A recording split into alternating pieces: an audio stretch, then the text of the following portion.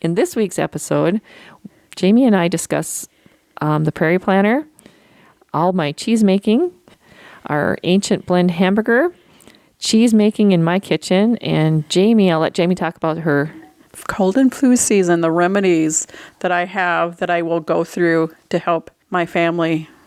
So please tune in. We'd like to give a special thank you to PeteCoSupply.com for sponsoring our podcast. Welcome to the Homestead Podcast. You are joining co-hosts Carol and Jamie of twogalshomesteading.com. If you found yourself here, that means you are ready to take responsibility for what you eat, your family's health, and your family's well-being while living a simpler life. You can do this and have fun, saving money along the way. Let them help you unleash the homesteader within. By doing more with less, you will gain what is needed to create confidence, impact, and change in your life and the lives around you. Let's start homesteading. Let's start now.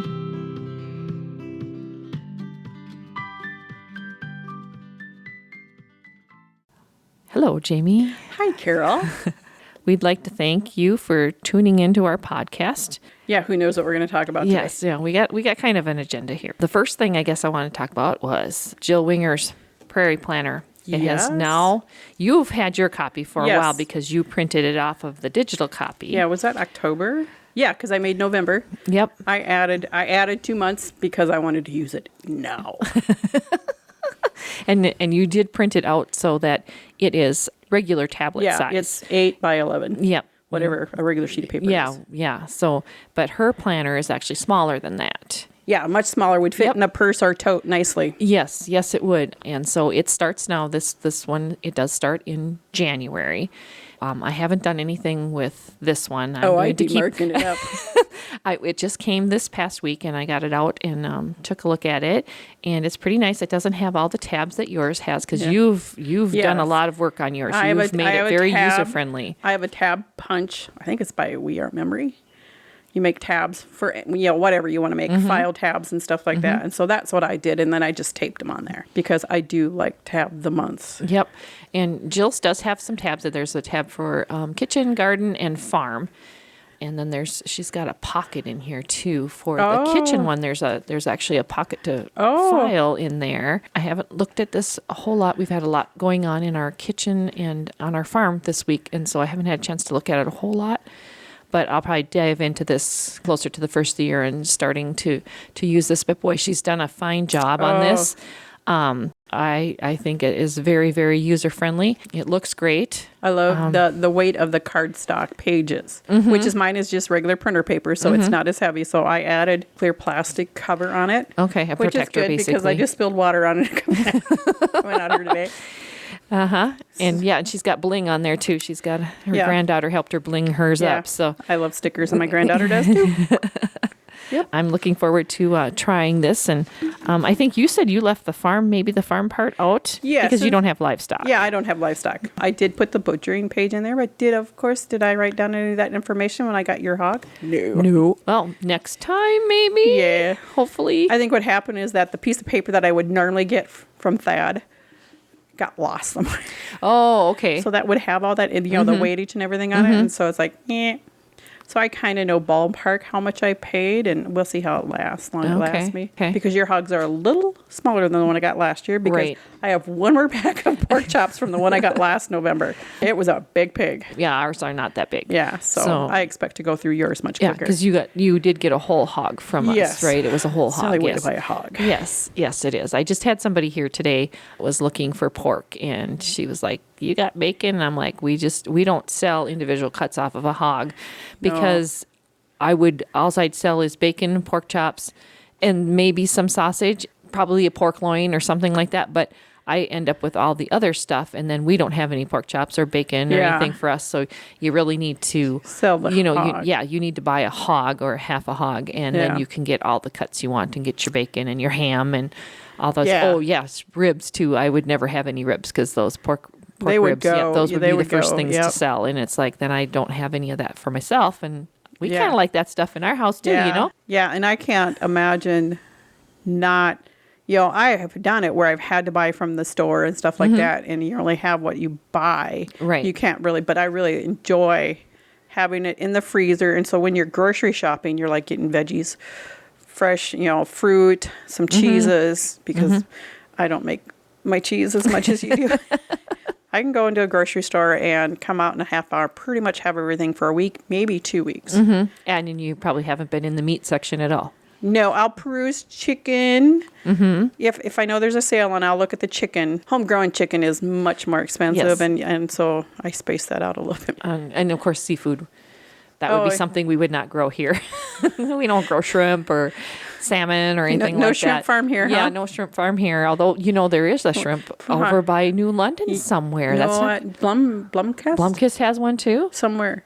I didn't know about New London, but Yeah, New London has one. I just know Lake when Lillian, somewhere over there, Yeah, I there's was a gonna say, shrimp farm. when you come in from the back side of New London, if you come in from and here we are talking about our local stuff, but yes, I do believe there's a shrimp. I think I seen a shrimp sign the last time I went through there, but as down that way south of Wilmer, yes, I believe you're right. Yeah. I think there is. Madison's friend's family I don't know. Do you grow shrimp? Raised shrimp? Ray shrimp. Ray Yeah, shrimp. Ray Probably shrimp. Ray shrimp. But anyway, so I suppose we could do local. I've never even thought about that. We don't eat a whole lot of shrimp. Oh, We're no, not. we would have it every day if we could afford it. Yeah, I was going to say. So Rich would would Rich. too, but Rich is right with I me. was going to say that I'm not a seafood person. I don't do shrimp. I do a little bit of salmon. But I always look at, every area has their little niche.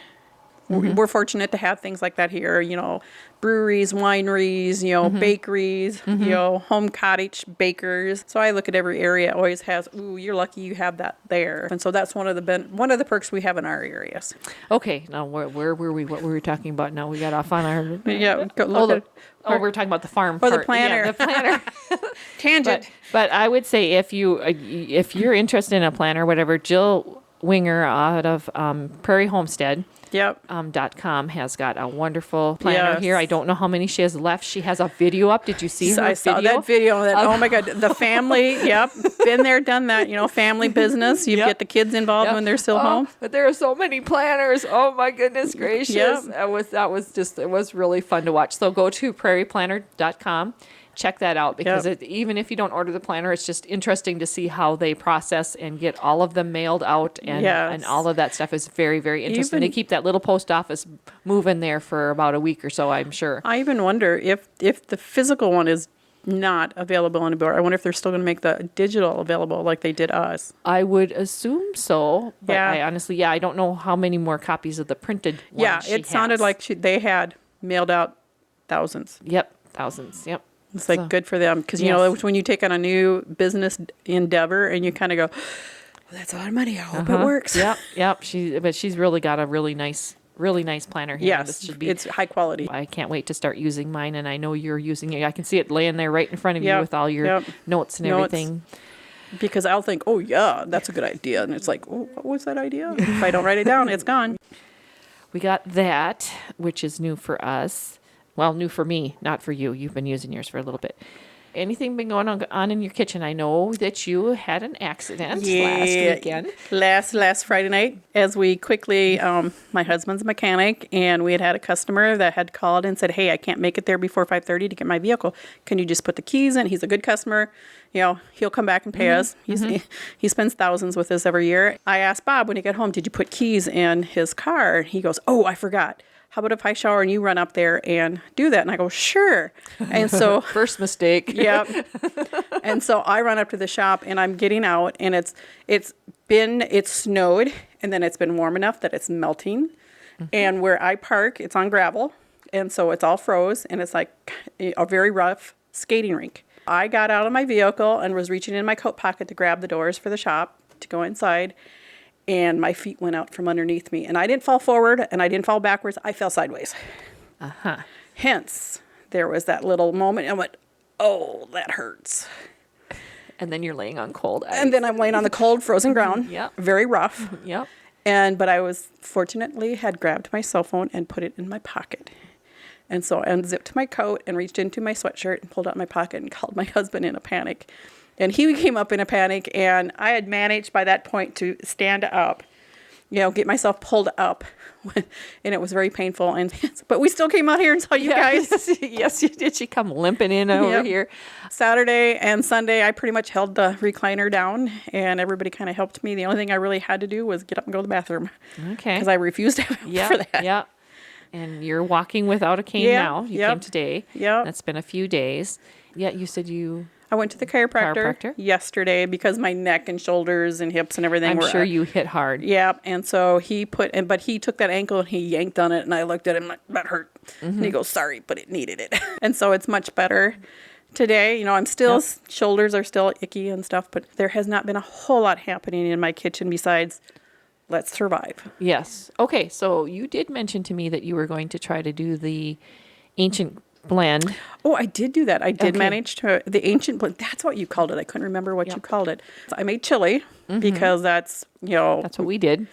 made a big batch, and I knew it could go for a couple days because by then I could stand on it, but I had to sit down. I couldn't stand on it long.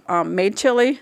The only person I told one of my sons. I told him I was going to do it, but he wasn't going to be there for lunch. So he's like, oh, okay. But he came back because his daughter wanted to go see Mama and Papa. Okay. And so it's like, so they came back, and I cooked some macaroni and threw it in there for him because then Penelope would eat the macaroni. Oh, okay. That makes sense. I since I knew it was there, I could taste it a little bit, but it wasn't like cooked liver tasting. I don't know which organ meats did he He used the pancreas, the kidneys, and the liver.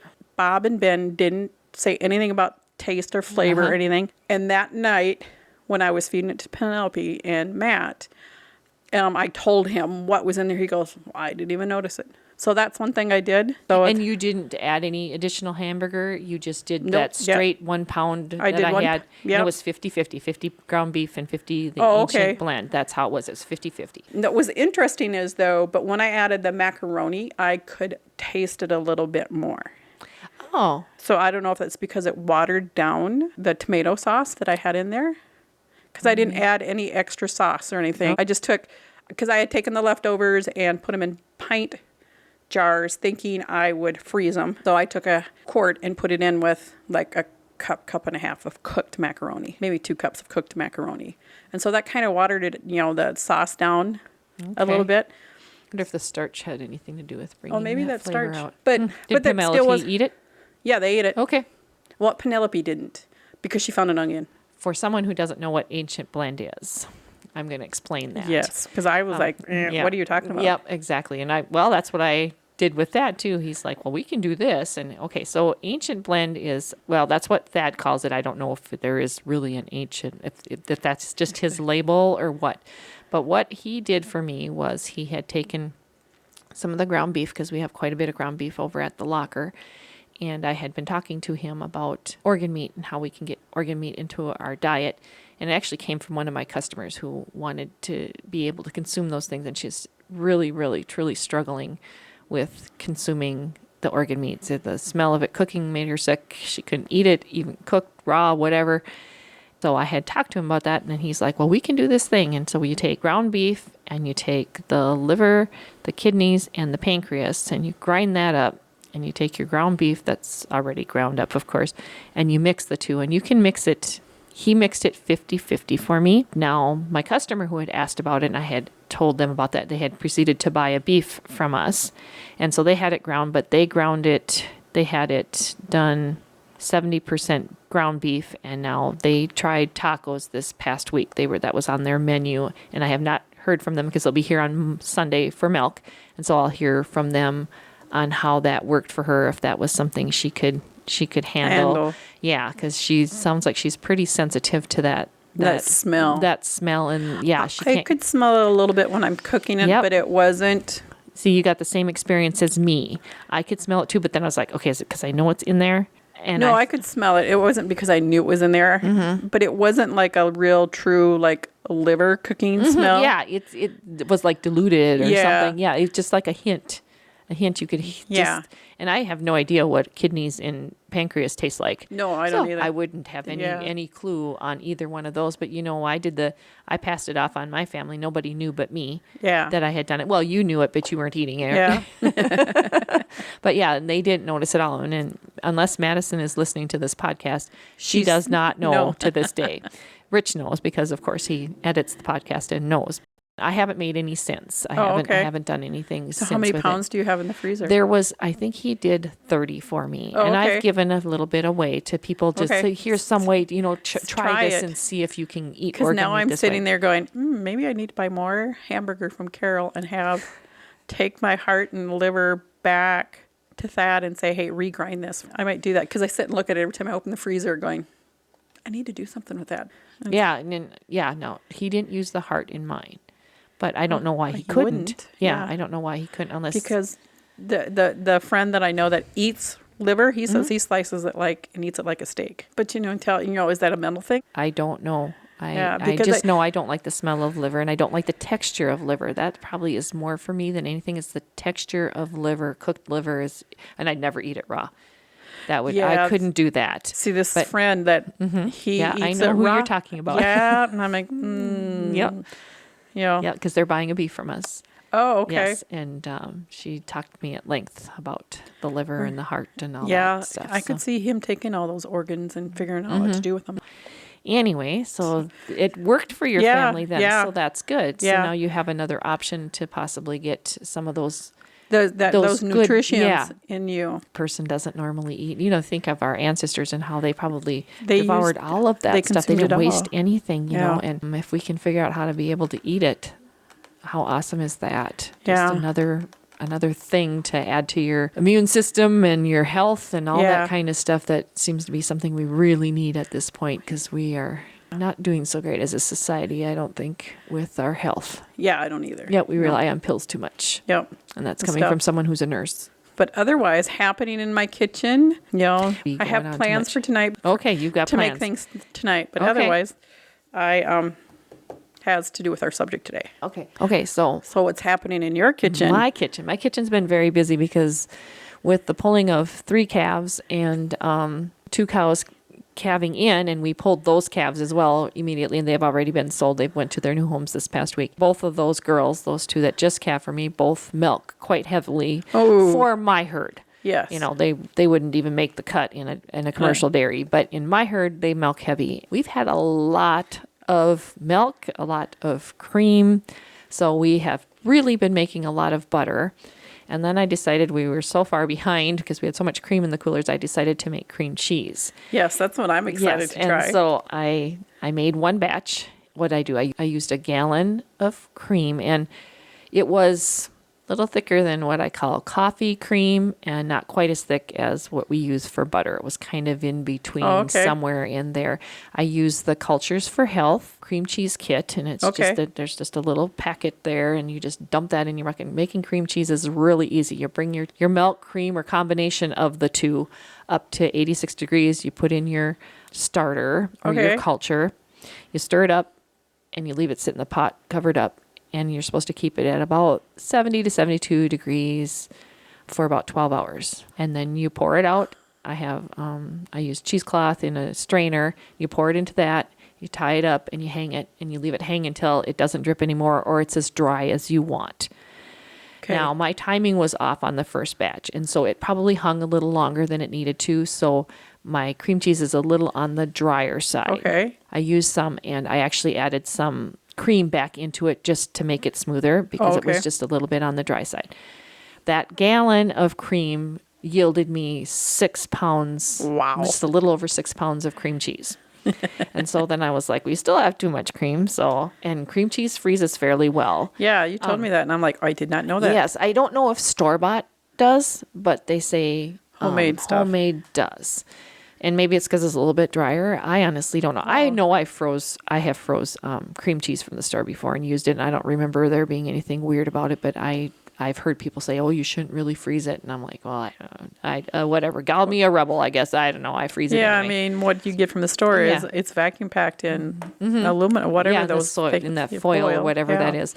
But so then I made another batch, and now this cream was a little bit thicker than what I had done previously, and I got 6.5 pounds of Oh my goodness. cream cheese.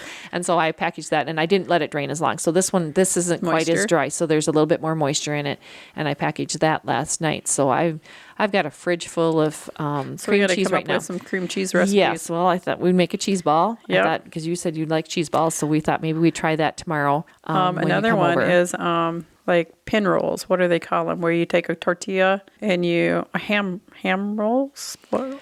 Do you know what I'm talking about? Where you spread cream cheese on a roll and then put ham, cheese, or whatever you want and roll them up, and then pinwheels. Is that? Could be pinwheels, but Rich's sister introduced us to alligator eyes. You take, and let's see, that was a tortilla, cream cheese, piece of ham, and a dill pickle. Oh, okay. And you roll that up, and I think they call, but they're regional. Yes, I was going to say they're different. They're called different things as you move about the state. Is this the one that's down in Arkansas? I don't know. I want to say they're called pinwheels up here. It could be. Yeah, I honestly don't know, but that's pretty good. Yeah, I like those. Yep. And I know Madison did one where she had cream cheese that had like chives, and it was, an herby cream cheese. Yeah, you could put like garlic. Yeah, and I don't remember what she put in there though. I don't remember. She had meat in there. And I don't know if she put a dill pickle in there or if she did something else. I don't remember. That's been a little while since she's done that. No, I did make keto macaroni and cheese. And I'm like, it basically was cheesy cauliflower. And so it was like 4 ounces of cauliflower. Mm-hmm. And so you made a white sauce or you made a cheese sauce. And then you like cooked your cauliflower and then you just put it over. And then you put it in the oven and roast it. And so Bob liked it. And so that will probably go into our rotation and stuff like that. But that only uses 4 ounces at a time. Now, 4 ounces of cream cheese? Yep. Okay. And then it was a lot of cheese. So it was like, I bet it was probably 4 or 5 ounces of, because a block of cheese is 8 ounces, I think. So usually the big block is, Yeah, I used about 3/4 of that. I didn't use all of it because what was left over went into those crackers I made last week. Okay, because a lot of my recipe books I have, people throw cream cheese into just about everything. And my mom never did that, so I never got on the my mom didn't cheese bandwagon, so to speak, or whatever. We used cream cheese to make cream cheese frosting. And she used to sometimes put it on. My mom didn't eat bagels, but she ate other type things like. I would buy the flavored from the store, the flavored tubs that were spreadable. So that's what I grew up with, and I was not a fan of cream cheese. I didn't like it spread on anything. Besides, I like cream cheese frosting. Don't get me wrong, I like that. But as far as sugar putting, involved in it. As far as putting it on toast or bread or something like that, I never grew up with that, and so I've never gotten into that, throwing cream cheese into a hot dish / casserole. For those of you not in Minnesota, I have not, never really gone down that. But now that I have like a source of unlimited cream cheese, gallons of cream cheese. But we will be bringing the Avid Armor. The Avid Armor vacuum sealer happens to be out in our garage at the moment, and so we'll probably be vacuum sealing some of that to get longer storage. Yeah, to get longer storage on that, because I probably won't make more cream cheese for a while, because it's going to take me a while to go through 12 pounds. Even if I give you some, I think it's still going to take me a while. It's going to take us a while. I just had an idea. We can mess with Rich's tater tot hot dish. Oh, throw cream cheese in there. Cream cheese. He's shaking his head. He's like, no, don't mess with my stuff. But so I'm probably going to be looking for some recipes to try and utilize that, because why not? Yeah. I mean, how much frosting can you eat? Yeah, how much frosting can I? How many? What I usually put on pumpkin bars and cinnamon rolls. So I'm not sure we can eat that many.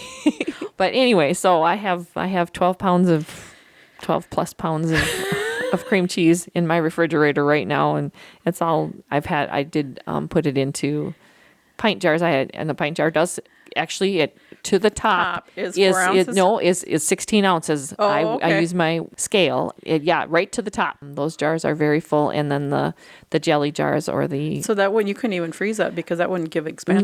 No, you couldn't freeze it. in And those jars. Yeah, I did put some in some baggies, and we'll probably redo those, when Once you bring once we get the Avid Armor in here. But I needed to do something. I couldn't leave it sitting on my counter any longer, so I needed to get it in the refrigerator. So I thought that was the easiest way to package it for now, anyway. Yeah. And then we also went down the cheese route, and I made another batch of Colby because we got lots of extra milk. In fact, I've got 3 gallons sitting in the milk room right now, waiting for me to process into something. But I did Colby, and so I was going to do the curd thing like I did the very first time I made it, because that was a real big hit here. Everybody seemed to like it. But as I'm making it, and it was after milk. I don't usually like to make cheese in the evening because I'm tired. Yep. But I got it set up and I had it culturing while I was milking cows. And so it would be ready for me when I got back up to the house to continue on with the process or whatever. And I got to the point where I had curds, and then you need to bring the curd up to like 102 degrees. Okay. And you're supposed to do it every 2 degrees every 5 minutes. That's how that's how slow it is. And I'm busy doing this, and my cheese, it was temping at like 95 degrees. And I'm like, okay. 5 minutes later, it's still at 95 degrees. And okay, I'm tired. But I'm like, oh, well, okay. So I turned my heat up. I've got a gas stove. I turned my heat up, and I'm like, 3 minutes later, it's still sitting at 95 degrees. I'm like, what the heck is going on? So I fiddle around and turn it up some more, whatever. And I'm tired. Remember, I'm tired. So 15 minutes go by. Oh, no. And I realized that the burner went out on me. And so I had it sitting there. So I don't know how much that affects the cheese. Oh, yeah. On, that warming process, because it's supposed to bring the whey out. That's supposed to help dry it or whatever. So I got it relit and did finish it off. Talked a little bit to Kelsey, because Kelsey makes cheese more. Our number one fan, Kelsey. Yep. she makes cheese a lot. And so I was conversating with her over Messenger on Facebook, and she's like, well, I said, how much do you think it's going to affect it? I've got it up to 102 now or whatever, and I'm just continuing on with how I was planning on going. That's what I would do. She's like, well, she says, you might want to consider making it into cheddar, doing cheddar curds or something like that, doing some cheese curd with it. And I was like, it's so late already. I can't go through the cheddaring process, because there is a cheddaring process, and it adds a lot of time to even when you're just doing curds, you still have to cheddar it. And I was like, I just can't. My Colby ended up very wet. And so, I bagged it, and, I drained it, did it like I did the first time, and I did all that, and I put it in there. It's like, it's got a little bit of a squeak like a curd should, but it just seemed kind of moist. And then, of course, the next day, Rich is home because he works at night, and he's home. He's like, yeah, it isn't quite the same. And so we left it in the refrigerator for a couple days. And so last night, Rich is like, no, I really think you maybe need to press it or drain it or something. I dumped it out, put it in cheesecloth again, and I've got it hanging in the kitchen right now, dripping. And there's quite a bit of liquid coming off of it. I did throw some more salt in it to help draw that out. And I like salty curds anyway. So I just was like, I threw in like another tablespoon or so of salt. And so we'll see how it goes. But, I don't know how much that's going to change the cheese. I did take notes, which is like, you better take notes, because what if it's like the most awesome cheese ever? And you need to reproduce this. I need to do it again. So I took a picture of it, and then I took my editing program, and I wrote all over the picture with that editing program. So I know the date and exactly what I did, how long I waited before I hung it again, and all that kind of stuff. So we'll see what it tastes like. Some of the best things in the world are accidents. Yes, exactly. So we'll see how that turned out. And then the only other thing I did with our milk this week was I did make mozzarella cheese. Oh, yes. And I used the venison for, I can't remember it's venison for something. You sent me her links before. Yeah. Anyway, it's called Big Batch Streamlined Mozzarella Cheese. That's the name of the recipe, and that's the one number one fan Kelsey recommends. That's the one she uses. Okay. And so I made that, and once again the mozzarella turned the same way it has for me in the past. I haven't made mozzarella cheese in many, many years, but it really, I can remember it mimicked it exactly. I get a cheese that doesn't shred very well, and it almost forms like a soft rind on it. It's not really a rind, but when you shred it, it like peels back. The top and the bottom of the block peels back, and it only shreds in the center. And then it's like crumbled. It doesn't shred like cheese. It kind of crumbles, Almost so it like looks like it's minced. So almost like when you freeze it, have you ever frozen cheese and taken out and then try to shred it? No. It kind of just crumbles. Okay. Kind of like that, but if you looked at it, it almost looks like string cheese when you pull it. When you look at the soft rind. So I talked to Kelsey a little bit about it, and she's like, well, and here's mine. She shows me a picture. I'm like, well, that looks more like mozzarella cheese than what mine did. Mine was kind of almost translucent. It didn't have that white look to it like store-bought cheese does, where hers did. So she says, well, I'm going to go ahead. I'm going to make some mozzarella cheese, and I'm going to take notes, and then I'll forward those notes to you. And so she hasn't gotten that far yet. She hasn't made mozzarella cheese yet. She's a busy girl. Yes, she is. She, like I said, she makes all of her cheese. She does not buy cheese at the store at all. She doesn't buy any dairy at the store besides ice cream. She doesn't have an ice cream maker. Oh. And so she does buy ice cream at the store, but they don't buy it very often. Her son just had a birthday, and so she had bought an ice cream for an ice cream cake that she made. She made everything else, but the ingredient of ice cream came from the store. As far as I know, anyway. You can correct me if I'm wrong, Kelsey. She had an ice cream maker and it didn't work for her, and she has not replaced it or bought it. She sent it back. She didn't like it. She asked a lot of questions about my ice cream maker. Yeah, I assume she's probably going to be getting one. Was it Christmas last year? Yep. I've had it almost a year. Nope, it was for Christmas. My kids bought it for me, and we use it not real often, but I mean, it makes really good ice cream. But I only have so many containers to put ice cream into and only so much freezer space. So I don't know. I like my ice cream maker. I think it makes a really good ice cream. All the ice cream I've eaten has always been good. Yes. So I've actually had ice cream out here quite a few times. Yes, you have. Madison's just telling me, she's like, she made herself like a coffee malt or shake or whatever last night. She's like, the vanilla is getting a little low here, Mom. I'm like, oh, yay, because I have lots of milk and cream. So, woohoo. We call it the ice cream machine. Yeah, so the ice cream machine. December. It'll probably come out in, probably this weekend. I'll probably make some more for her. So she really likes vanilla ice cream. That's good. It would be good in coffee. Yeah. So we'll go back to the mozzarella for a minute here. And so we did post on the Small Farm Sustainability and Homesteading group about making the mozzarella cheese, and if anybody had any hints. And somebody said that you should store it in salt water. And okay. And what I had done is I had made it, and within 2 hours I was shredding it and putting it on my pizza. So there was no time to store it in any water. And I don't know if that would have changed it out. Now, Kelsey told me sometimes she puts just a little bit of milk in hers. And she said she also leaves it sit. She doesn't try to use it immediately. But I have watched somebody's video and they were making pizza, and he made everything from scratch. And he did. They used their own pork for the sausage on the pizza, and he made his own crust, and they made mozzarella cheese, and he had done that all. If I remember correctly, to be homesteaders from Arkansas. Could be. Homestead Living? I don't remember, but I watched it, and he just made it all, and it's like, So I'm like, maybe I overstretched it, thinking that I made almost like a string cheese, but it still had that translucent color to it, where it looked iridescent. Oh, okay. Yeah, it kind of looked like that. And so I'm not exactly sure, and I used skim milk. I did not use whole milk. I used skim milk, that the milk that we had taken off for the cream that morning. So it was very fresh. So I don't know if that makes a difference either, because I do know I've read that you don't want to use fresh milk when you're making cheese. Oh. It's nice to have it sit for a couple of days so it has a chance to acidify a little bit.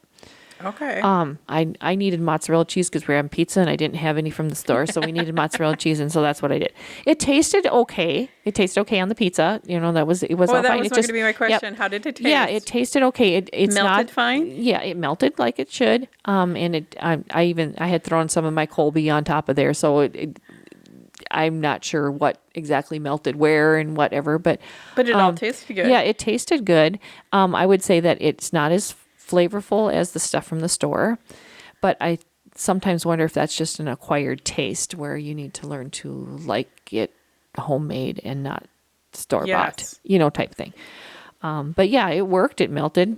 I don't know. I'll do it again, but I'm probably going to wait till Kelsey gets her notes to me. Yeah. And so that I can maybe make it a you little bit more like hers. Yeah. I've been meaning to, because of how much extra milk and cream you're doing out here, I thought I need to learn how to make cheese too, so that I can get milk from Carol. And because we're big at cheese consumption. Yes, we are too. Anything else helping in your kitchen besides cheese? I think it's just been cheese. We've just been on, and we've made a lot of butter. We had to Yay, I want some of that butter. Yeah, we had to restock our supplies because we were virtually out. You've been out for a while. Yeah, and so yes, and I owe you butter because your husband fixed our butter churn, and so now I owe you butter. So make sure you take some home today. Yeah, he's like going, where's my butter? Yeah, where's my butter? I need my butter. And yeah, that pretty much covers what's going on in my kitchen right now. I'm trying to get baking done, but I just haven't gotten there. I've been dealing with the amount of butter and cream and milk and all this kind of stuff, so we haven't had a real big chance yet to do that. But I was hoping this weekend. And actually, we've talked about maybe baking some stuff together. Yes. So we'll get there. Yeah. We'll get there. We just got to take one day at a time. And your foot is healing, so that so I helps. can stand longer now. So that's why I'm thinking, I might cook some things tonight. Okay. Now on to the topic that of the day. I had kind of picked, and I thought maybe we should talk a little bit about flu season because we are going right into it here. I think we're going to take a quick break here to hear from our friends from PeteCoSupply.com. Family-owned PeteCoSupply.com brings small-town customer service to their online farm store. PeteCoSupply.com specializes in automatic waterers from top brands such as Miraco, Jug, Franklin, Trojan, and Ritchie, as well as other products for your operation. Find your farm supplies and automatic waterers at PeteCoSupply.com. That's PeteCo Supply.com. PeteCo Supply. And people around me have been coughing. Yeah, you've had a lot of uck over there. We've been pretty good over here, but we don't have kids in daycare. We don't have kids in school. Yep. We're all adults here. Yep. We don't have any little kids like you have in your family. And so I thought maybe we should talk a little bit about how we approach the flu season as holistic and trying to keep from buying the cough medicine at the store. Not that you can't, and it's a product out there you can use, but for those of us who don't want to have food dyes, stuff in there, how we approach it. Yep, how we boost our immune systems, what we use to treat a cough or a sore throat. Or I can tell you in my house, we have beef bone broth going almost all winter long. Chastity, our oldest, who's disabled, and I are probably the only ones who consume that regularly. The other two members of the household, Madison and Rich, consume it if I put it into something. But they don't sit down with a cup of bone broth and just sip it like you sip coffee or tea. Yep. I do. Chastity gets bone broth daily with her diet because she's tube fed. I can control that completely. She doesn't have a whole lot of choice in what I give her. Not that she would know anyway. That's how I do it. And then I also use elderberry syrup in our home. Other than that, I don't do a whole lot. I've messed around a little bit with honey, garlic in honey, but I haven't really used it, as they say now. I know in your household you do, and you use essential oils and stuff too. So let's let you talk a little bit about what you do. I have a list of 12 things that I was just like going, I need to think. Okay, let's talk a little bit about that. And a few things I've learned this last year is there are some useful things out of TikTok. There's homesteaders. I've learned a lot of stuff from homesteaders on TikTok, and one of the things is onion honey. Is you chop up an onion, and the stronger, the better. So like a yellow or a white? Yep. Or even red. Okay. Or purple, however you want to call it. But if it's going to make you cry, it's great. Okay. And I'm one of those people, I'll cut an onion, I'm going to cry. Okay. But anyway, you cut up an onion, and then you pour honey over top of it, and you stir it, and you leave it sit. So I have a half a quart of that sitting on my counter, and you can smell it. Even, I have a lid on it, but I open it and it's like, whoa, yep, it's onions. Mm-hmm. And then I did the same thing with garlic, like you were talking about. I peeled, I think, 3 bulbs of garlic and then poured honey over it. And I'm stirring that every day. And I've read that you can leave that set indefinitely. And then I cut the cloves of garlic up into what I would consider bits. Okay. So when I stir it, I will take the end of that and I'll grab a piece of garlic and eat it. I was using it as an immune thing because I've had the grandkids. One kid, they've had whooping cough in his school, and he was coughing really bad. And my daughter took him in last week, and they did put him on an antibiotic because he was coughing so hard. And he was better Monday when he always spends Sunday night at our house. And because his school does a 4-day week, so Mondays they don't have school, and so he stays at our house. And he was not coughing at all. So it almost makes me think it's like, oh, maybe it was bacterial so that it cleared up so quickly. So I was taking it as a preventative. It's like, I don't want this. I love you, but Grandma's going to. I do things to help build up my immune system. A couple of those things are I drink kombucha almost daily. I try to drink kefir daily, like fermented vegetables I eat a few times a week, all helping to build up the stomach, your stomach and gut, so that it can fight whatever comes at me. But then there are some things that I will do if I feel a scratchy throat come on. And that was last night. I stayed over at my daughter's, and she does not have a humidifier in her house, is where I have humidifiers in my house. And then I sleep with a CPAP machine where it's blowing cool air in my sinuses and stuff all night. And so I woke up this morning with a, oh no, I don't want that. I came home and promptly took a spoonful of the honey and garlic and the honey and onion. And then I have essential oils that I put them under my tongue. I'm done it enough that I can. Somebody that's just starting out, some of these are what they call hot oils. And you may not be able to do that. And then I would suggest that you get like gel caps and make a tablet for yourself of essential oils. And then you can swallow it and you don't have to taste the burning sensation under your tongue. But because the first one many years ago, I heard chiropractor on the internet say, take oregano, oil of oregano, put it in a glass of water and drink it. Oh, that was an experience. Because it's hot. I mean, we're talking almost like jalapeno. Really? Yeah, burn your mouth. And so I'm like, well, I won't do that again. Now, fast forward 5-6 years, now I will. Okay. Because so here, some of the essential oils that I use, most of them have something that's called like a thieves, on guard, or, that trinity of cinnamon, clove. I just know them as the blends. I will take peppermint, frankincense, copaiba, I think is how you pronounce it, and oregano, and I will put a drop of those. I open them up in a series so that I can drop them under my tongue really quickly, because I figure under my tongue they're going to hit my blood system and get in there and knock it out. And then I take a sip of water, and then I swish it around, and then you swallow.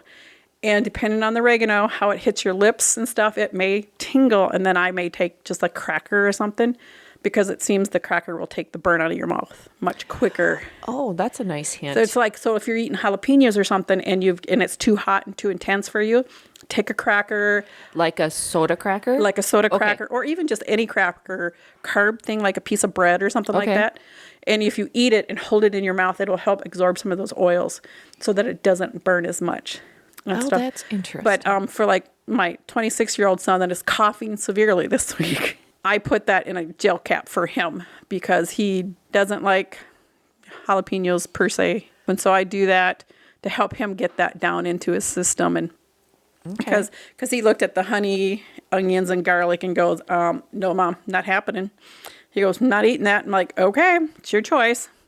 Yep. Well, he's 26. Yeah. He goes, I will go buy cough syrup. I'm like, oh, that's fine. I'm not buying cough syrup for you because I don't want the red dyes and stuff like that. The sugars and stuff that they want, but he can do that. So, but I will diffuse these oils too.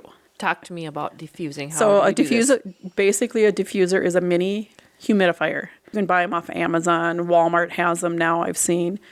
And you put in like 8 drops in. It probably holds a cup and a half of water. Okay. The little ones anyway. I have a half-gallon one in my bedroom. And it puts out, I have to regulate the humidifier on my CPAP because it can put out enough where I've got water running back in my sinuses. But that helps, especially for like little kids or people that don't want to take oils internally, that'll help get those particles in the air, so you can get the benefits of the oils and inhale them instead of having to swallow them. So this would be a good thing probably for Chastity. Yes.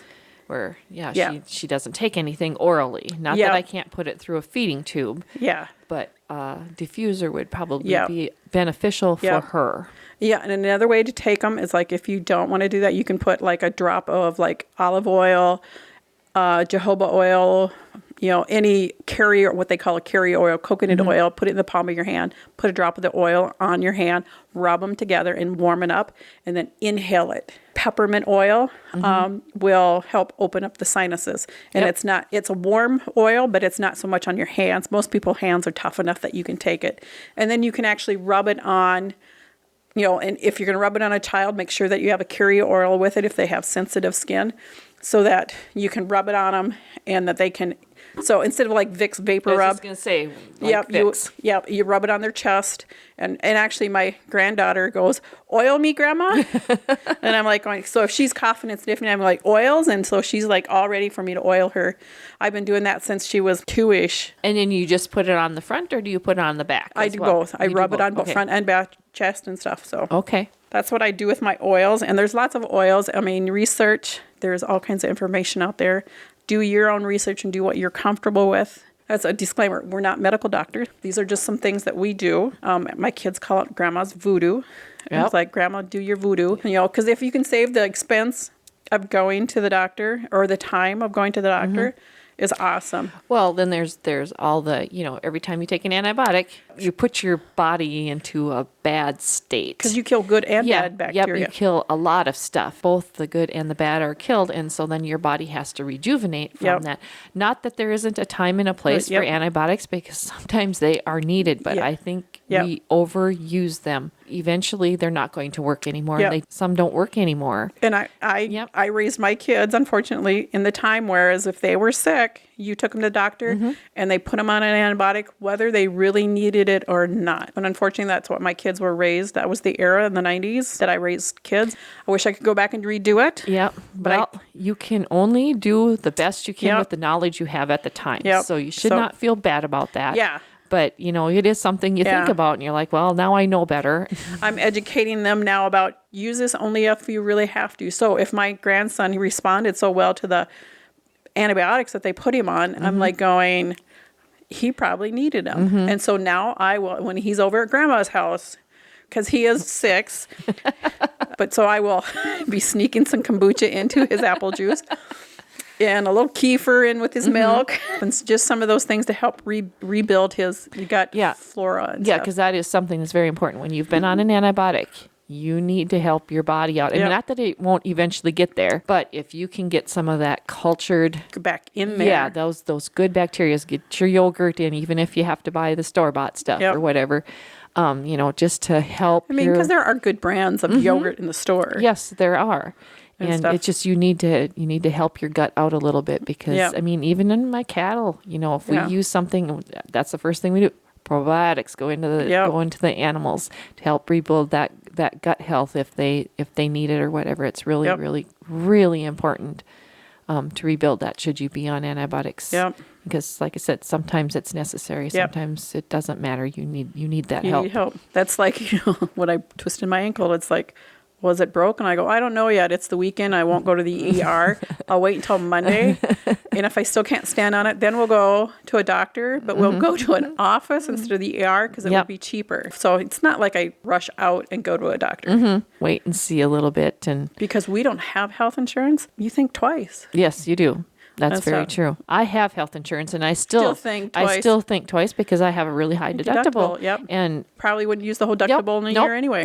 And so if I have to go to the doctor, it's because it is a medical emergency. Something like that. Even when you do carry insurance, you don't always go in because not everything is covered. But anyway, that's another story. But back to my list. Another one I've done is raw garlic. Learned this on the internet, and that and they say just peel it and chew it. Oh, that's very intense too. Right up there with oil of oregano. So my husband won't ever do that again. But what I do is I will make a piece of toast, butter it, crush the garlic through like a garlic press, put it on the bread, fold it in half, and then eat it, because then it's not coming into contact with your tongue. But I'm thinking the honey garlic will probably replace that in my life now. Probably. Because that was much easier and pleasant to take. Yeah, I would imagine so. You know, that you got the honey is a little bit sweeter. Yeah. Probably takes that bite out of It takes that bite out of it. Chastity, I used to, when she was fighting cancer, I used garlic heavily on her, and she smelled like a garlic clove. Yep. I kid you not, I could walk into her room and I could smell, I swear it was coming out of every cell in her body, not only her breath, her nose, whatever, it would just reek in there. And so then I have to take it away from her for a little bit because I couldn't stand and I have to take care of her, you know, and it's like tone that back down or whatever. Yep. And I just did, straight garlic right into her feedings, or whatever, because she doesn't have to taste that. I have to smell that. And she smelled like a garlic clove. Well, and my husband, he will, my test is when my husband goes, I can smell you. You've had enough. I'm like, okay, I'll cut it back for a while. But that's one of my go-tos. Raw onions. Actually, Bob was talking about his dad the other day. He goes, when my dad would get sick, he would eat a raw onion sandwich. Yes, I heard him talk about that. Yeah. Well, that's what you did with the garlic. Basically, you had a raw garlic sandwich. Yeah, basically. So it's like, oh, okay. When he goes, he wasn't sick very often. And they were a one-income family most of the time. His mom worked off and on, but they had 8 kids, and so it's not always possible for mom to go out and make money. Yep. She made money at home doing other things. So the onions and garlic obviously have some... Yeah, there's something in them. Yeah, I don't know what it is. It would be interesting to research that. Yeah. That seems to be a kind of a running common... Yep. thing, because I've heard about taking a cut onion and leaving it sit in a room. Yep. And just letting it stink up the room, so to speak. Yep. And that's supposed to help. And putting them in your socks and putting socks on and sleeping with onions on your feet. Yeah. Not that I have tried any of that stuff, but it's now, interesting. When my granddaughter was coughing really bad last week, we had done that. We had cut garlic, and I had put one on each end of her playpen. Yes, my house smelled like onions. Garlic or onions? Onions. Okay. But yeah, that's a big one on TikTok right now too, is to cut them up and put them all over your house. If you're fighting something horrible, is to change them. If you're going to do that, to change them every couple days. Oh, okay. No, I was just going to ask. So, so how often do you have to freshen them up, so to speak? So every couple of days, I suppose, when they start to dry out a little bit. But then let's see, going down my list, teas, echinacea. I'm sitting here because I woke up with that scratchy throat this morning. I've got a glass of echinacea tea. And they say echinacea is something that you need to do right when you feel it coming on, because if it's like day 3 or 4, they say it's not as effective, is what I've read. Okay, so you have a tea bag in here. Yep. This is from the store? Yep, it is traditional medicine. And I read the tag. It's got elderberry in it too. Oh, okay. So that's down on my list here. Is another thing I do is elderberry syrup. And actually, I ran out of my elderberry syrup this week, so I have to make some. Okay. And where do you get your elderberries from? Do you have a tree in the backyard, or do you? I don't know. Can it grow in Minnesota? Yes, we have it growing in our grove. Oh. So if you need them, but you need to catch me with it before the birds catch them. Okay. Because we'll put that on the calendar for next year. The birds definitely love elderberry. And I have a friend who does something with the blossoms too. Oh. She does something with the blossoms. But yes, I deliberately, when they put the new grove in out here, I deliberately put elderberry bushes in. Oh. So I have several out there, and I don't tend them. I don't do anything with them. I pick the fruit from them if I can remember. I didn't do it this year because I completely forgot about it. But how many year are you picking it? I want to say it's in September. Yeah, August, September. Yeah. Yes, it does grow here in Minnesota. The ones I have right now on the shelf, I bought their Frontier ones. Brand. Okay. I know Mountain Herbs is very popular with that. I think I bought these off Amazon, a flea market that we like to go to. They have it every weekend.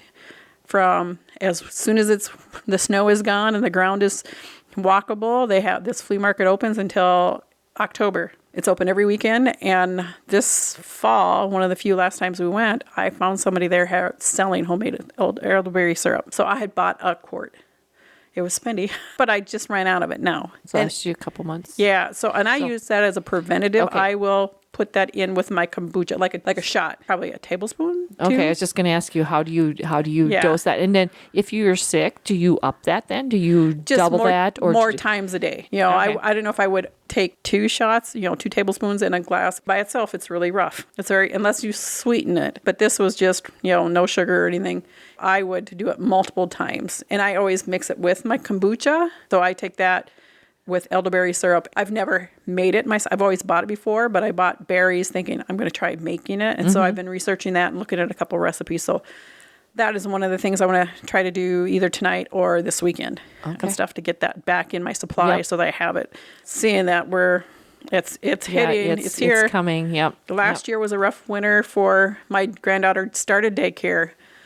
And she was sick, Grandma was sick. She was sick, Grandma was sick. At least you don't have her as often now. No, and she seems to be handling daycare better. She's probably got her immune systems now used to the bugs that are there, so she's got a little... because this was the first cold that she's had this fall, winter. I remember last year her being sick a lot. You're like, oh, she's got the crusty nose again or whatever, and that type thing. So she's getting over this cough and everything, you know, and I think, all the weird things that I do for her that sneak it in. And, and she doesn't get it real consistently either. No. If you think about it, because her mom does not do that. No, her mama. Not that that's wrong, just that she doesn't do those things. And it's still even a hit and miss type thing. It still seems to maybe help her. Yeah, I see her at least one evening a week, maybe two, because Matt said he'll come out probably Saturday. So we might make cookies Saturday or something. So she'll get, if she's out there, she'll get a couple dosages of it from me. So that's one of them. And another thing is sinus rinses.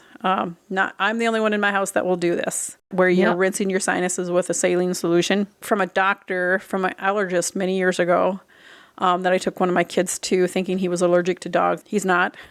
He's really happy he's not. Yep. I had been talking to her, and she goes, "Oh, here, take this," and you just fill it full of warm water, put a saline. She gave me the saline packets, and then you rinse your nose. I didn't know you could do that. Squirt water up one side of your nose, and it comes out the other side. I'm like, oh, so I will do that if it's really getting bad. Yeah, I was going to say, what's that called? Lavage? Is that what that's called? I believe that's what that's called when you do that. But they used to advertise on TV, those machines that would do that. They're not cheap, though. So it's cheaper to go get your neti pot from Walmart? Probably. But, this is a machine that, it runs. Yeah, it runs everything. But I know several of my customers, my milk customers, use that, especially when COVID hit. Oh. Because they say that's where COVID starts, is in your nose. Okay. Yep, in your nose. And so if you flush that regularly, it reduces the severity of COVID or helps prevent it. Type thing. But they say that's where it starts, is in your nose. And so if you can keep your nasal passages clean and I have people who religiously do that 2 times a day. Oh, I don't do it that often. Only if I think I'm going to get a sinus infection. Mm-hmm. Yeah, we don't have anything like that here. We do not do that here. Yeah. So I'm the only one. My husband doesn't do. No, he won't. No. Well, and actually, he's got kind of a crooked nose, and he says that I think he's done it once, and he goes, no. It just not a good thing for him. He didn't feel like it rinsed it out enough or something. I don't know. So he tried it, and that's okay. Yep, doesn't work for him. Yep. Okay. Another one, learned about this from Dr. Jocker on YouTube. He talked about nebulizing a food-grade hydrogen peroxide. Mm-hmm. And so I actually went and looked up the video this morning. It's dated December 31st of 2021, where he talks in, and then he has links to the peroxide that he uses and stuff like that, so that he goes into that. And so we did that last year when we were battling. I was just going to say, somebody I know did it. It was you. Yeah. Okay. We were doing this last year because our whole house, my husband and I, when we feel like something coming on, we won't kiss each other because we don't want, if one of us only had it, and we don't, and if we can stop it from going to the other one, even though we're sleeping in the same bed, we will do that. I think last year, I don't think we kissed from November until maybe March, because one of us was always sick. It just kept getting passed around the house. And so we started doing this, and we felt like it helped, get the junk out of our lungs. So that's, it's just another tool for you to investigate. Yep. Go watch that. Watch his video. He knows much more about it than I do. I was just blindly doing what he suggested and see if it worked. Yeah, you're just looking for help. Yeah, we were desperate at that point in time, and so we did it. And of course, drink. Yep. Water. Be it water, juices, especially kids. Lemon is really good too. Oh, yes. Yes, lemon water. If you can do lemon water or lemon in your tea or whatever, I've heard lemon is really good for you too. And then my husband's favorite is a hot toddy. Hot toddy before you go to bed helps you sleep. If you want to go that route, you're totally welcome to. And then, of course, up your vitamin C. Are you taking vitamin D? These were things that we until COVID hit, in 2020, we'd never really looked at vitamin D or zinc and some of those other ones. Up your vitamins. Yeah, so you take a good multivitamin. Yep. That Yeah, probably that's is a a good good place to start. suggestion. It's just at least over the winter months or flu Yep. season or whatever, is to, find yourself a decent multivitamin and Yep. try at least start there, that give you and make sure you're getting all Your that body stuff. I've heard of people around us that, like in the schools and stuff, that the crud is hitting hard this year. The RSV with the kids and everything. Yes, I've heard that. And then whooping cough in my grandson's school. Mm-hmm. I'm like going, you haven't heard whooping cough in years. When my grandson's teacher called Jackie and said, I think you need to have Zane checked out because he is coughing really bad. Yeah, and especially if that's going through your school or somewhere Yep. where you are, quite often that you maybe do need to see a doctor to make Yeah. sure that you not. are okay. Yeah. And that we're just dealing with a cold and not something. Yeah, because worse. to go and have him say it's viral, there's nothing I can do. I'm totally fine with that. Then I know that my list of tools that I have in my tool belt, I can start hitting these, and it's going to be probably enough, to help kick whatever it is Yep. out. I have one more suggestion. It was really funny. Well, she pulled out another tablet, guys. Well, that's only because I wrote down directions. I always watch a couple of YouTube videos in the morning. That's when my coffee, and then watching this garden answer YouTube channel because I love to garden. She has a gorgeous garden. But anyway, then of course I don't think we had even talked about what we're going to talk about today. And this pops up. It's from Homesteading Family. We've watched a lot of them. Yes. I've talked about Yep. her. It was basically an onion salt poultice. Okay. And so she took an onion, chopped it up, put about a half a cup of salt on it, stirred it up, and then she made a poultice, made a pocket with cheesecloth, put it on there and closed it up. And then she said you put oil on your patient's oil, chest. like olive oil or something. Okay. Yeah, just on to help kind of to like soothe kind of protect the skin. But Okay. help for, facilitate it moving out through you.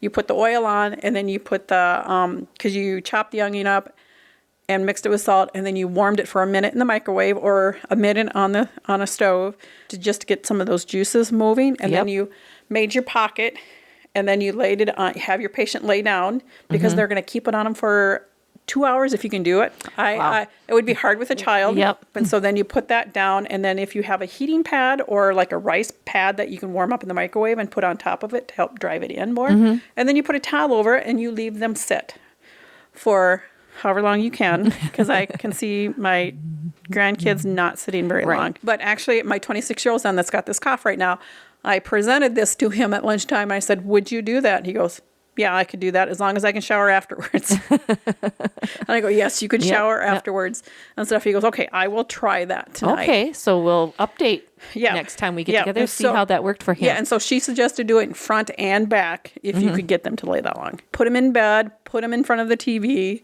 or whatever. There is a point where you're feeling so sick it doesn't matter. Yeah, just, yeah. You're probably napping anyway or something like Yeah. that. If you could get them to rest like that, you might be able to get by with something like that. I know I saw YouTube Oh, okay. Azure Standard, and I had gotten an email or something, and they were like, here's our flu solution to I doing think I might have seen flu." that one. And they were doing hot and cold packs. Oh, yes. They laid their patient on the countertop. Yep. He was the little kid. The kid was just laying there, and then they were like, they had boiling. I don't remember if it was boiling hot water Or warm. warm water or whatever. And she had towels, and she was doing cold, hot. Cold, hot. And yep. it was exactly so many Minutes. I think it was like maybe 3 minutes Yeah. of each. And she says that really works. It works really well if somebody's terribly congested or whatever. And I thought, Help loosen it boy, up. yeah. And I mean, she had stuff in ice. I mean, it was ice. And I was Yeah, like, and she had a towel down to prect them, Yeah, so you their don't put skin the and ice in, stuff. yeah, whatever. But I thought that was really interesting. So I the might have to go question- back and watch that Yeah. again. Now that you say that, I did go watch that. Would you be able to do something like that on Chaz? Or Probably not. She would not. Because she's very tactile sensitive. And so doing stuff, even, putting lotion on her, she kind of goes into a real weird panic and she tries to get it off. I mean, putting chapstick on her because she gets really dry lips. That's a very common thing for her.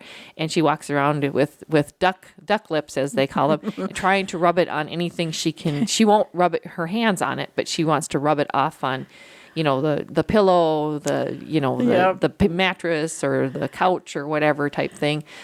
She's very sensitive to that type of type of things. I've been able to put lotion on her feet. Put lotion on, put socks on, and put shoes on, and then she leaves it. Oh, okay. But if it was moist for very long, if I put a heavy coat on, probably wouldn't be able to get by with that. But I could never do something where I was expecting her to lay flat. And put a poultice on her or something. Yeah, put something. I couldn't probably do that.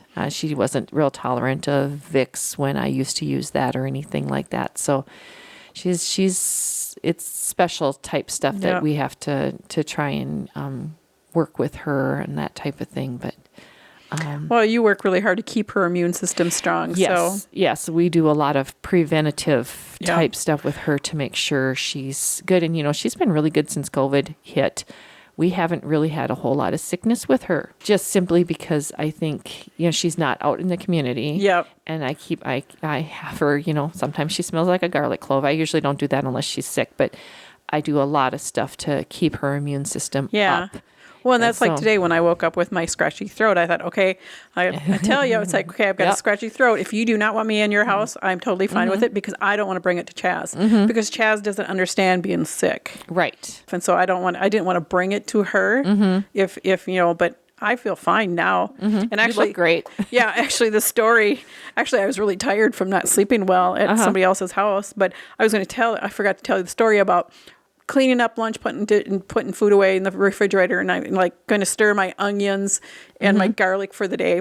And I thought, well, I'm going to take some of this to help with the gunk. Getting ready to leave, and I'm like coughing and gagging, and like, oh God, I'm not going to be able to record. That's all. We're going to be like time out so we can cough and pause the recording and stuff. And I'm like, huh. But then about halfway out here, I'm like, it just like was gone, and I'm like, oh, okay, that stuff really works. Yeah, it does. That's a great testimonial. Because it's like my sinus. I didn't think I had anything in my sinuses, but apparently I must have because it was like draining and my nose was dripping and stuff. And I'm like going, but that's okay because you need to get rid of that. So that's interesting that because it's all those it's things like that happens. Because I can remember the very first time. I don't know, it probably was 2006, 2007. The first time I ever did the oregano oil and the garlic cloves, chewing them because I was catching a cold and there was an event that I needed to go to that I had to work. I mean, I didn't want to do that to the people going, I'm sorry, I can't come work because I got this cold. They would understand. Yes. But I felt like, I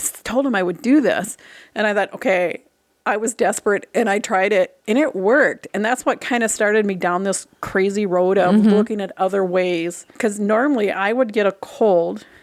I would start doing the Sudafed, cough syrup and stuff. But it was a good 10 days before I even felt maybe a little better. Because if I got a cold, it was no matter how many times a year, it was going to be a cold. And I would be not, and I was a mom, you still had to function, you still had to feed the family, but I would do it with this not feeling good for 10 days. And so when that just like kind of kicked it and it was like 2-3 days and I was like, oh, I can go to this event and work. And I was like, that's what kind of started me down this road of looking at alternative ways to help just a common cold. Nothing else, just a common cold. And so that's where this list, I kind of, every now and then I was like, oh, here's another thing to put on my list of, because I started out having a list. It's like things to try for the common cold. When I did, I pulled out that list and I thought, oh, my list is much longer now. I need to add more to it. And so that's where I pulled out my planner and I'm like going, I got 12 things written down here. Mm-hmm. Well, and actually 13 awesome. If you count the one that I have in the notebook. That's awesome that you document that and you can say, it really does help our family or whatever. Yep. So, it's not, and it's like it may work one time and it may not, but don't throw it away. Virus is different. I was just going to say each bacteria is different. That's why there's several antibiotics out there, because, not everything works for everything. But if you can find something that does work and, garlic isn't expensive. Onions are not expensive. Honey might be, but honey's a little expensive because I use raw local honey. Yep. And it was $18 a quart. Oh, that's costly, but you know what? The last time I went to the doctor, that was expensive. Yeah, I was just going to say a trip to the doctor or even penicillin's fairly cheap, but still. But they're saying there's shortages of things right now. Okay. Oh, I have not heard that. So. I don't know about Tylenol and stuff like those. There's shortages right now. And so I just heard another one yesterday and I don't remember what it was. And I went, oh, that's weird. Okay, so let's visit this for a minute. You talked about Tylenol now. So where do you sit on the fever? When you have a fever, when do you treat a fever? I do not treat a fever hardly ever. Because there is a danger zone. Yes, there's a day. That's 103. That's when you're looking at, you need to go to a doctor and ER when it gets up to that high. But because my son his daughter didn't go to daycare because mom said she had a 99 point something fever and that she was giving her Tylenol. And I'm like, oh, I don't, your body is getting warm for a reason. It's heating up. It's just like when you sterilize your jars and your canning lids, you're killing stuff. And that's what your body's doing. It's heating up to kill whatever is attacking it. And so I let the body do that. I mean, yes, you're going to get uncomfortable. 101, the child is not, he's not running around hippy skippy because his body's fighting something and he needs to rest and let his body do his thing. Now, if it's getting up to 103, and I've never had a child get up to 103, fortunately, personally, I did take ibuprofen on Sunday because I wanted to take a shower and I knew I needed to stand on it and I needed to get a little pain control under there to be able to do that. Right. It was probably the quickest shower I've had in a long time. Yep. But fever wise, I just let the body do its thing. The fever is a good thing. Yeah. To a point. To a point. There are some things you have to watch out for is how fast that fever comes on because one that comes on very rapidly can throw them into a seizure. Oh, okay. But that has more to do with the temperature, not how high the temperature is, how fast it goes. Okay. And you get a febrile seizure out of that. Okay. And I have had that happen to one of my kids where the temp went up really, really high and she seizured from it. That's not real common, but it can happen. Oh, yeah. I belong to a wellness group, and that wellness group really truly believes that you do not treat a fever, and some of them let that fever go up to about 106. I've never had that happen to any of my kids. Well, I haven't either. For me, 104 is about my limit as far as because you're pretty darn uncomfortable at that point. But I don't treat what I call a low fever. No. Anything under 100. Well, for me, anything under 104, I don't treat. But a lot of people are like, until it hits 101, and then people start treating, I do not, and I run into this with Chastity all the time when she goes to respite or she's in her day program, which did close during COVID, so she's not in one right now. So I think that's why she's probably a little bit healthier because she's not in that program. But I'd get a call and they're like, oh, her temp is 100.4. And I'm like, no, you don't treat her. You do not treat her. You do not treat her until it hits 104. Yeah. And then, well, she might seizure. No, she probably won't seizure because you're already temped her. You know what her temp is now. It's not that high, Yeah. Yes, I'll come and get her from the program because their rules are whatever they are. That's the same thing as the daycare. If it's over, I don't know what it is. If it's 100, she's not supposed to go. Or if she's, I just don't think a fever is something you should be afraid of. But there is a point where you're extremely uncomfortable and you might want to take something to take that edge off. And that's where there are natural, a warm bath, cool compress to the forehead. Yeah, and the thing is, make sure you're not putting somebody in ice water. Yeah. Or whatever. I said warm. Yep. Not cold. Yep. Warm. Even though you want the body to get warm.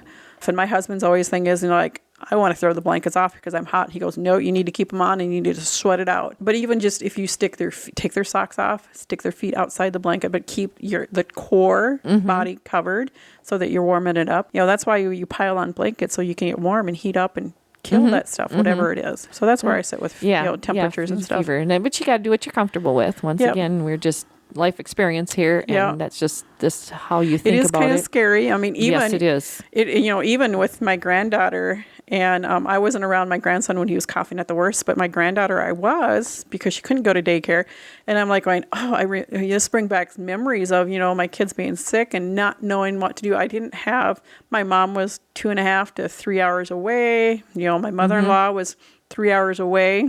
And it costs money to call. It's not like today where you pick up your cell phone and you can talk for as long as you want. It was ticked off by the minute, and we couldn't afford long conversations. No internet. No internet to research. I've learned more things from the day we've got the internet than Yep. You know, is that we all can share these things so freely is what I enjoy about the Yes. internet. There are downsides to the internet, but that's one thing, that information is so readily available now that it's not, you have to go buy a $30 book, or even if when you could get it from the library, it would still take time, a minimum Right. of a week to get a book from the library, because I still am a big library Yes, person. I know you are. Because I'll look at a book before I decide, oh yeah, I want this book in my library. So I have the information at my fingertips. But Okay. All right. Now I'd say if you have an infant, and that might be a little bit yes, there's difference yes. with, But you know, ages of children Yep. matter, or the patient matters. I always say, follow your gut. If that is scaring you, then you need to do something Yep. about it. If you need the reassurance of the doctor or a professional, yes, go have Yep. them checked out. And Yep. for them to go, it's a viral thing, I can't do anything about it. You know, like the prescriptions aren't going to, antibiotics not going to help it. Then you know, okay, I can go back to my list here and Yep. treat it. Granted, infants, let me go back to the honey thing. Is it That's under okay. Yep. 1? You do not want to give them honey, because of the bacteria that in their bodies can't fight that. Right. And so that's the only thing. Don't give honey to under 1-year-olds. But honey will help get some of this into older ones. Okay. I think my list is Yeah, exhausted. I think we've exhausted the list. The only other thing I was going to just mention, we've been talking about honey quite heavily, and that Oh, yes. we are considering actually bringing honey bees onto our farm. We've had them here before, Yes. and had somebody else manage them. They left their honey equipment here, and so we do have some Oh. hives that they're not complete hives, so we'd have to do some maintenance on them and bring them in. But the big thing is that the honeybees would be my problem, because Rich is allergic to honeybees. Oh, no. I'm not sure I want to If you want, bite off that chunk of because then you'll be calving this next spring and summer too. yes, and so I'm not exactly sure, but it is something that we are considering doing. If you as a listener have any ideas or reassurances for me that I can actually handle doing bees, I do not like to get stung. Yeah. I'm not a fan of being stung by anything. If you have some information, or you do bees, and you could help me out, figure this out, that would be absolutely marvelous. Places to research. Yes. Good sites to research. Yes. And other than that, Jamie and I would both like to thank you for Yes. joining us for this podcast. I hope you learned something since flu season is upon us. Yep. And maybe you can add a few things to your arsenal that Jamie suggested here. I'm always willing, even if you have suggestions that this is what we do. Yeah. You know, We'd love to hear what you guys do. Yeah, Yeah. to add it to my list of things to do, because it's like you're when you're in the mix of doing it, you're like, oh, where's my list? I can't remember what I used to do. Right, right. What have I done in the past? Yes, exactly. So it's always good to have an open conversation and Yep. learn something from somebody else. So with that, I'd like to thank PeteCoSupply.com for sponsoring our podcast. Thank you for joining us. So until next time. Put some kefir on it. Thank you for listening to the Homestead Podcast's latest episode. Your hosts, Carol Radke and Jamie Kappas, are Two Gals Homesteading. To learn more, go to twogalshomesteading.com or the Two Gals Homesteading Facebook page at facebook.com/twogalshomesteading. Editing, audio production, and marketing of the Homestead Podcast is the responsibility of Media Transx. The Homestead Podcast is an audio product of Media Transx, a limited liability company, based in Minnesota, USA.